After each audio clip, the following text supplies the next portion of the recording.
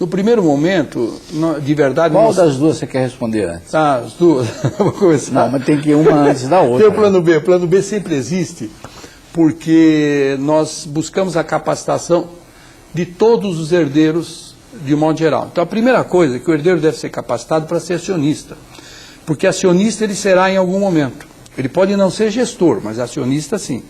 Então, o primeiro plano, nós trabalhamos com a capacitação do acionista. Ele tem que entender qual é o negócio, ele tem que visitar as empresas, ele tem que ter um treinamento básico. Entender o que é ser um conselheiro, governança corporativa e assim por diante. Responsabilidade de sócio. Então, essa é uma parte. Depois tem os que desejam realmente suceder, que desejam trabalhar na empresa. Nem todos que vão trabalhar na empresa são sucessores do fundador, um deles só que vai ser o grande sucessor. Então, de verdade, todos estão mais ou menos preparados e um mais direcionado. Caso ocorra algum infortúnio, isso já ocorreu em cliente nosso, a gente imediatamente já sai para o plano B, já sai buscando. Mas nessa hora nós temos que buscar um novo consenso na família. Então, nós tivemos um caso desse, onde a pessoa faleceu de repente, estava no meio do plano, faleceu a sucessora, olha aqui, o infortúnio foi total. A sucessora escolhida tinha 32 anos, faleceu. 6 meses depois, faleceu o pai. Então não existia um modelo, mas os outros estavam treinados. Então nós tivemos que trabalhar junto com a família para que ela escolhesse a pessoa mais adequada para representá-los. Então, sempre, o plano B, ele não é... E a segunda? Preparado. Isso não está atrelado a metas de resultados? Eles terão metas. A gente faz um trabalho de capacitação... Blá, blá, blá. Não. Foi capacitação com pontuação. O herdeiro, à medida que ele tem que fazer cursos e participar de eventos, ele tem uma pontuação. Então, porque não dá ainda para fixar a meta, porque ele está fora da operação, né? Então ele tem uma pontuação que ele tem que atingir e isso é divulgado para a família. A família tem acompanhamento trimestral de tudo que é feito. Tem um plano de longo prazo, então coisas de curto, médio e longo prazo. A passagem do bastão é um processo, ela não é um evento. Sei. Então tem que passar lentamente e a pessoa sucedida tem que acompanhar. É muito bom que o sucessor tenha o sucedido do lado dele para fazer um ajuste como coaching, né? Sei. Dê um exemplo ou mais de sucessões bem-sucedidas. Olha, eu acho que nem foi cliente nosso, não. Acho que uma das sucessões bonitas que houve no mercado foi da Gerdau, onde foram 2 preparados, um filho e um sobrinho. O André. E ele foi escolhido e houve um negócio pitoresco. André é filho do Jorge, o outro é filho do irmão, né? Exato. Então, ele foi escolhido e depois... E nós perdemos um grande cavaleiro, grande ginete. Ele montava, não sei se agora monta por esporte muito bem. A irmã está montando, a Karina Johan Peter. Que beleza. O André parou de montar, o Carlos monta de vez em quando. O Carlos está em São Paulo, né, o irmão dele. Agora, me diga o seguinte, eu também concordo com você, é uma sucessão muito bem feita. Só tem um detalhe muito importante que depois foi publicado. Depois de algum tempo que ele estava, porque ele era vice-presidente, depois assumiu a presidência. Foi. Ele falou, agora é que eu entendi a tranquilidade que eu tinha com o vice-presidente. Né, trabalhou lá. Exatamente. Ele falou, agora com o presidente, eu não tenho mais tempo. E o Jorge foi para o conselho. Ele foi para o conselho. Então ali foi muito bem sucedido, foi um trabalho brilhante, uma família, é que tá a história, a família também tem que colaborar muito. Se a família não estiver comprometida, não existe modelo que funcione. Você não acha que a sucessão na Randon também foi uma sucessão bem feita? Com o Davi substituindo eu não acompanhei, mas é um caso de sucesso a Randon, mas eu não tenho detalhe. Escuta, Gramani, 2 coisas. O que é e quando se deve montar um family office? O family office, ele tem várias vertentes no mercado, mas a primeira coisa é que é um escritório de família que na base dele tem o trabalho de concierge, aquele trabalho de atendimento à família.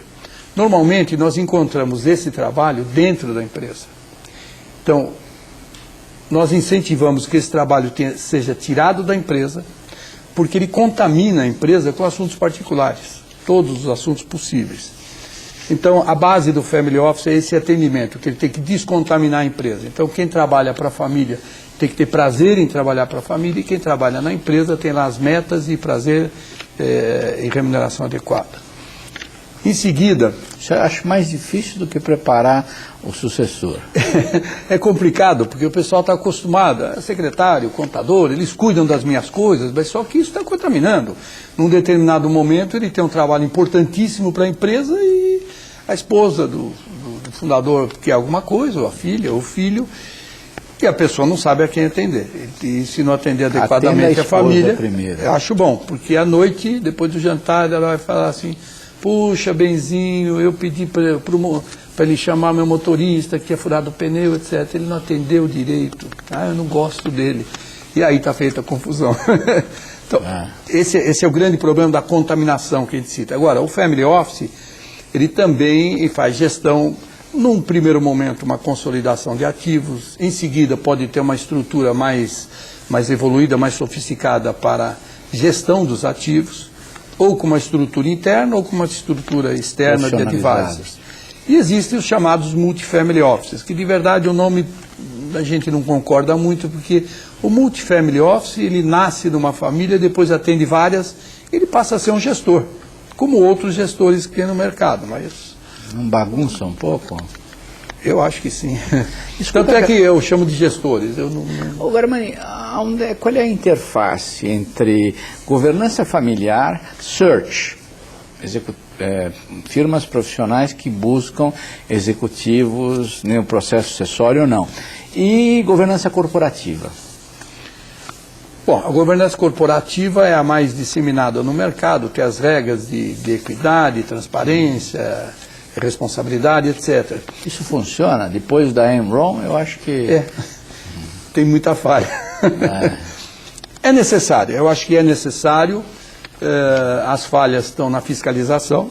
Eu acho que as falhas maiores não estão no modelo da governança, mas nos conselhos, seja conselho de administração ou conselho fiscal, que tem uma obrigação maior do que só discutir alguns assuntos estratégicos. Então, acho que a falha maior está ali.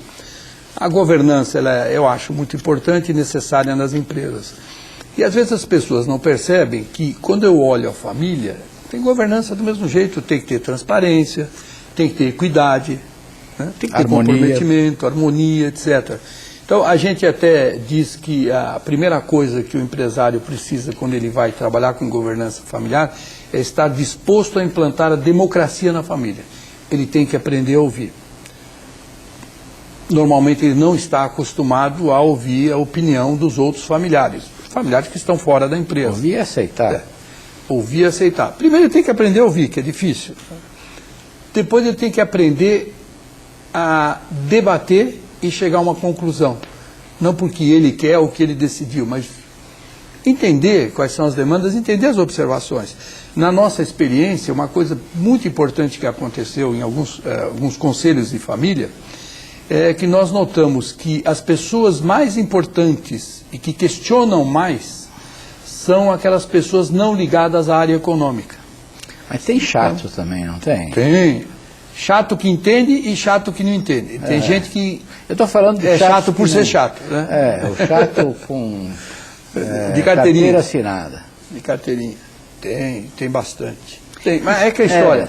E o search que eu te falei, ele entra no contexto para trabalhar, eventualmente vocês aconselham que a sucessão seja profissionalizada, ou por diversos fatores, os filhos são muito jovens. Alguns casos a gente aconselha que seja profissionalizada, porque a gente percebe que não tem o talento suficiente dentro da família. Então, isso tem que ser tratado abertamente com todos, até com os que acham que tem talento.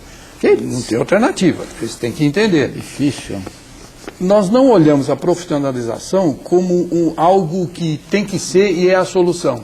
Porque se nós tivermos alguém com o mesmo talento que um profissional externo, mas que seja da família, que tem o sangue, ele defende muito mais aquele patrimônio. Em tese, ele defende mais. Então, a gente sempre prefere, caso seja aceito pela família, caso o sucedido esteja satisfeito com aquilo, que seja alguém da família.